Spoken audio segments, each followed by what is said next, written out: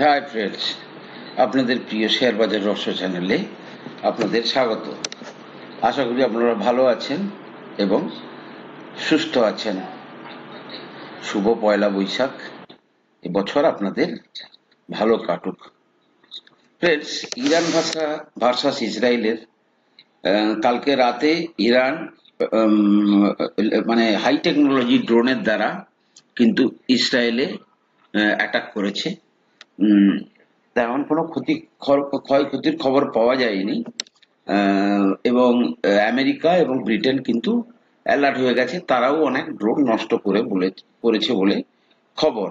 তবে ফ্রেন্ডস, একটা কথা বলি, ইরানের সঙ্গে ইসরায়েলের ডাইরেক্ট কোনো বর্ডার নেই, সুতরাং এই টেনশন যতটাই বাড়ুক না কেন, এসকালেশন যদি অন্যান্য দেশে না ছড়িয়ে যায় তেমন কোনো এফেক্ট হবে না, এবং এর কি প্রভাব পড়বে বাজারে সেটা কালকে সকালে বাজার খুললেই বোঝা যাবে। যাই হোক ফ্রেন্ডস, বর্তমান পরিস্থিতিতে আমি একটা অত্যন্ত সেফ এবং রেডি টু ডবল হওয়ার মতো পজিশনে আছে এমন একটা শেয়ার নিয়ে আজকে ডিসকাশন করব। কোম্পানিটার নাম হচ্ছে নেস্কো। ঠিক আছে, 5,828 কোটি টাকার কোম্পানি। এই কোম্পানির অল টাইম হাই হচ্ছে 934, বর্তমানে 827-এ ট্রেড করছে। অত্যন্ত সস্তা ভ্যালুয়েশনে ট্রেড করছে, যেটা আমি আপনাদেরকে দেখাবো। 17 পিইতে ট্রেড করছে এবং শেয়ারটা আর্নিং পার শেয়ার হচ্ছে 48.62। ফ্রেন্ডস, প্রথমত এই কোম্পানিটার মুম্বাইতে প্রচুর হাই কস্ট প্রপার্টি আছে, এবং যে প্রপার্টিগুলোতে ওরা অত্যন্ত কমার্শিয়াল কমপ্লেক্স তৈরি করে, মানে বড় বড় বিল্ডিং তৈরি করে বড় বড় কোম্পানিকে ভাড়ায় দিয়েছে। তাছাড়াও যেমন ধরুন আইটি পার্ক, বড় বড় আইটি কোম্পানিকে তারা ভাড়ায় দিয়েছে। তারপরে একটা বড় সেন্টার আছে, বেশ কয়েকটা বড় সেন্টার আছে, এক্সিবিশন সেন্টার, যেখানে সারা বছর ধরে কোনো না কোনো এক্সিবিশন চলতে থাকে। এছাড়া ওদের হসপিটালিটি সার্ভিস আছে, অর্থাৎ যেটা আমরা বলি হোটেল। এছাড়া ইন্দ্রা বেটার, সবই আমি ডিটেলসে ওর এতে যখন যাচ্ছি স্কিলারে, সেখান থেকে আমি আপনাদের খোলাসা করছি। প্রথমত হচ্ছে ফ্রেন্ডস, দেখুন যে আইটি পার্কটা আছে তাতে দেখুন আইটি পার্কে টোটাল যে এরিয়া আছে, বেশ কয়েকটা টাওয়ার আছে। ঠিক আছে, মানে 4-5টা টাওয়ার আছে, এবং তার প্রত্যেকটা ফ্লোর মিলে প্রচুর জায়গা আছে। এবং ওই জায়গাগুলোকে সে কি করেছে, বিভিন্ন মাল্টি ন্যাশনাল কোম্পানি যেমন HSBC bank, KPMG, black rock, এই সমস্ত লোকেদেরকে কিন্তু ভাড়ায় দিয়ে রেখেছে। এবং সেই ভাড়ার এমন লোকেশনের জায়গাটা, যেখানটাতে বড় বড় কোম্পানিগুলোর সেই জায়গাটা দরকার বিজনেস চালানোর জন্য, এবং সেখান থেকে তাদের হিউজ রেভিনিউ আসে। দ্বিতীয় হচ্ছে Bombay exhibition centre. Bombay exhibition সেন্টারে 5টা হল আছে, একটা বড়, ঠিক আছে, এছাড়া একটা ডাইনিং বে আছে, তাছাড়াও আরো মানে অন্যান্য স্পেস আছে ছোটখাটো ভাবে তার মানে ইয়ে করার জন্য, এক্সিবিশন করার জন্য। Hospitality service, provide hospitality and catering services to client occupying the IT park, মানে আইটি পার্কে যারা থাকে, অন্যান্য দেশ থেকে যখন লোকজন আসে তাদের জন্য থাকার ব্যবস্থা আছে। যারা এক্সিবিশনকে হোস্ট করতে আসে, মানে কোনো একটা মানে মার্কেটিং করতে, কোনো দিতে আসে এক্সিবিশন বা কোনো ফিল্ম ফেয়ার টেয়ার, এই সমস্ত জিনিসে তারা কিন্তু ওই হসপিটালিটি সার্ভিস মানে নেয়, থাকা খাওয়া এই সমস্ত জিনিস তারা করে। আর ইন্ড্রাবেটার মানে হচ্ছে, সেটা হচ্ছে manufacture machines and capital equipment on demand according to industrial demand. ঠিক আছে, তাহলে মূল ব্যবসাটা বুঝেছেন, তাদের হিউজ হাই কস্ট প্রপার্টি আছে, এমন জায়গায় আছে যে প্রপার্টি সবার লাগে, এবং সেই জায়গাগুলো কন্টিনিউয়াস তারা ভাড়ায় দেয়, এবং একটা দীর্ঘমেয়াদী চুক্তির ভিত্তিতে তারা এই বিজনেসটা করে। সবচেয়ে বড় জিনিস হচ্ছে, আমরা যদি কোম্পানিটার যে টোটাল ব্যালেন্স শিটে যদি চলে যাই, আর একটা কথা বলে দিই, এই আইটি পার্ক বলুন, আইটি পার্ককেও তারা কিন্তু ডবল ক্যাপাসিটি করার চেষ্টা করছে, অর্থাৎ আবার নতুন জায়গায় তারা আরো কিছু টাওয়ার তৈরি করার চেষ্টা করছে। একইভাবে বোম্বে এক্সিবিশন সেন্টারেরও ক্যাপাসিটি বাড়াচ্ছে, আরো কয়েকটা হল তৈরি করার চেষ্টা করছে। তো বেসিক্যালি এই মানে কি বলে মানে কোম্পানি মোটামুটি তার যে বিজনেস এক্সপান্ডটা অত্যন্ত ধীর গতিতে কিন্তু খুব ভালো বিজনেসের মধ্যে থাকে।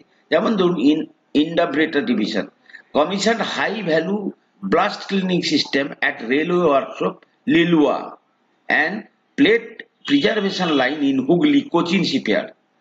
They appointed agent in export region for sale of abrasive and machines and will take big orders in financial 2024 মানে এই বছরে। তাহলে আপনি বুঝতে পেরেছেন। এবারে দেখুন মেন জিনিস কেন শেয়ারটাকে আমি মানে আপনাদেরকে বলবো করার জন্য, অ্যাকুমুলেট করার জন্য। ফার্স্ট দেখবো যে কত লোন আছে কোম্পানিটা। মাত্র 14 কোটি টাকার কোম্পানি, 14 কোটি টাকার ইকুইটি ক্যাপিটাল। শেয়ার কত আছে ডিভাইডেড বাই ফেস ভ্যালু 2, তার মানে 7 কোটি শেয়ার আছে। ক্লিয়ার? তাহলে রিজার্ভ কত? 2083 কোটি, মানে এই টাকাটা শেয়ার হোল্ডারদের টাকা, প্রফিট থেকে ডিভিডেন্ড দেওয়ার পরে যেটা রেখেছে। ক্লিয়ার? ইনভেস্টর কে কে আছে? প্রমোটারের কাছে কত পার্সেন্ট মাল? প্রমোটারের কাছে 68.54% মাল আছে। ফরেনারদের কাছে আছে 3.5% মাল, আর ডোমেস্টিক ইনস্টিটিউশন ইনভেস্টরের কাছে আছে প্রায় 4% মাল। অর্থাৎ 4 3 7 8 আর 16 76% মাল কিন্তু স্ট্রং হ্যান্ডে আছে। এবারে দেখুন প্রফিট এন্ড লস। ফ্রেন্ডস দেখুন, যদি আপনি দেখেন 21,291 কোটি টাকার সেল, 64% মার্জিনে ব্যবসা করছে। বুঝতে পেরেছেন কেন আমি শেয়ারটাকে লক্ষ্য করেছি? 64% মার্জিনে তারা ব্যবসা করে। 172 কোটি টাকার তার নেট প্রফিট, 24.48 ইপিএস। ওকে, পরের বছর 22-এ 337 কোটি টাকার সেলস। দেখুন কন্টিনিউয়াস তার কিন্তু টপ লাইন বাড়ছে। 65% মার্জিন, 189 টাকার প্রফিট, 26.85 হচ্ছে তার ইপিএস।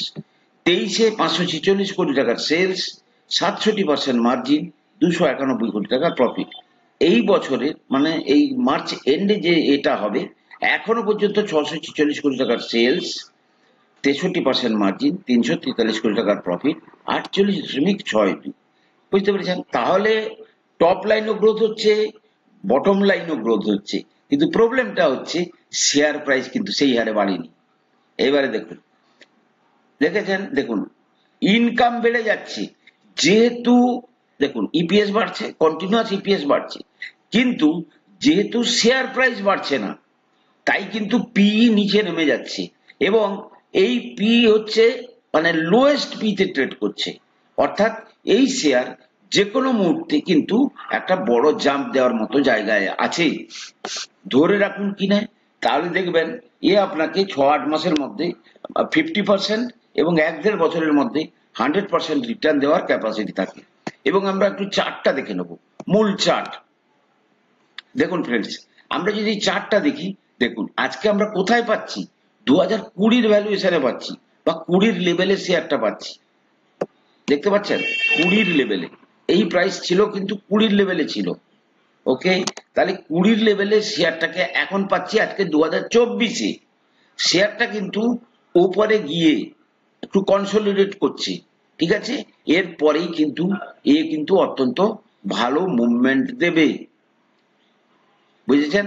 তাহলে শেয়ারটা নেওয়ার পেছনে মূল লজিক হচ্ছে শেয়ারটা ইন জেনারেলি মানে 5 বছরে ডবল দেয়, কিন্তু 20 ভ্যালুয়েশনে আমরা এখন পাচ্ছি, বা 20 লেভেলে আমরা এখন পাচ্ছি, যেখানটাতে 20-তে তার যে আর্নিং ছিল, দেখুন 20-তে কত আর্নিং ছিল? 20-তে ছিল 33.18, এখন বেড়ে হয়ে গেছে 48.62, অর্থাৎ প্রায় 50% আর্নিং বেড়ে গেছে। তো ফ্রেন্ডস, এই শেয়ারটাকে কিন্তু আপনারা নজরে রাখুন, এবং অল্প অল্প করে আপনারা অকুপাই মানে আপনারা কেনার চেষ্টা করতে পারেন। ফ্রেন্ডস, আমি কোনো সেবি রেজিস্টার্ড অ্যানালিস্ট নই। কোনো শেয়ারে কেনা বা বিক্রির আগে আপনারা কিন্তু আপনাদের ফাইন্যান্সিয়াল অ্যাডভাইসারের পরামর্শ নিয়ে কিন্তু কোনো শেয়ারে কেনা বা বিক্রির সিদ্ধান্ত নেবেন। ভালো থাকুন, সুস্থ থাকুন। চ্যানেলটা ভালো লাগলে চ্যানেলটাকে সাবস্ক্রাইব করুন, লাইক করুন, শেয়ার করুন, কমেন্ট করুন। ভালো থাকুন, কথা হবে পরের এপিসোডে।